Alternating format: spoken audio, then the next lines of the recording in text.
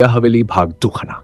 पिछले भाग में आरव, मनु और गौरव आधी रात को विजयर हवेली में घुसे। वहां एक औरत की रूह नजर आई, खून से सना चेहरा, बिखरे बाल और दहला देने वाली चीख। अब शुरू होता है असली खेल। तहखाने का रहस्य आईने में साया दिखने के बाद मनु तो डर के मारे रोने लगा। उसने कहा, मुझे घर जाना है, ये जगह ठीक नहीं है।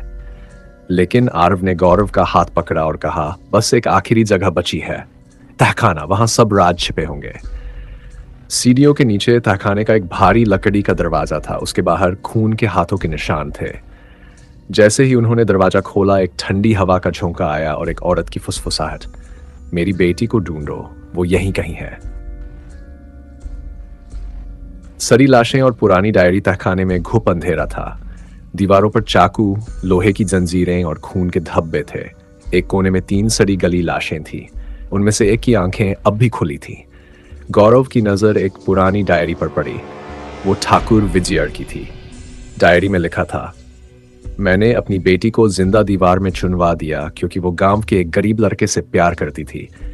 अब मेरी बीवी मुझे माफ नहीं करेगी, मैं खुद को खत्म करने जा रहा हूं। दीवार के पीछे की चीख। आरव ने दीवार पर हाथ मारा। वहां से किसी के खुरचने की आवाज आ रही थी। खर बचाओ बचाओ।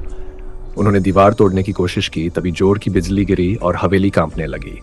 औरत की आत्मा फिर प्रकट हुई। उसकी आंखों से आंसू नहीं, खून बह रहा था। उसने कहा, मुझे मेरी बेटी चाहिए, उसे मुक्त करो।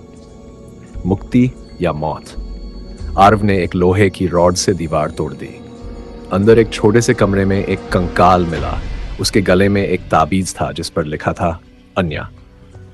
वो ठाकुर की बेटी थी। जैसे ही उन्होंने उसकी अस्थियां बाहर निकाली और मंदिर के पास ले जाकर अंतिम संस्कार करने लगे, हवेली में जोरदार चीखें गूंजी और अचानक सब शांत हो गया। अगली सुबह सूरज की पहली किरणों के साथ हवेली की खिड़कियां खुद ब खुद खुल गई।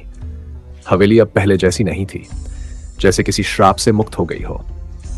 गांव वाले भी हैरान थे। 80 साल बाद हवेली से पहली बार शांति की लहर निकली।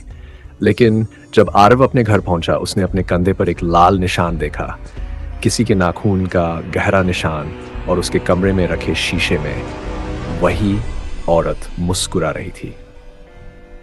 तुमने मेरी बेटी को मुक्त किया, अब मैं तुम्हें कभी छोड़ूंगी नहीं। क्या आत्मा अब आरव के साथ बन गई है? क्या हवेली की मुक्ति सच थी या एक धोखा? लेकिन ये तो सिर्फ शुरुआत थी। आगे क्या होगा, जानिए भाग 3 में। जब डर अब आरव का पीछा नहीं छोड़ता, क्या आत्मा अब भी जिंदा है? देखिए अगले भाग।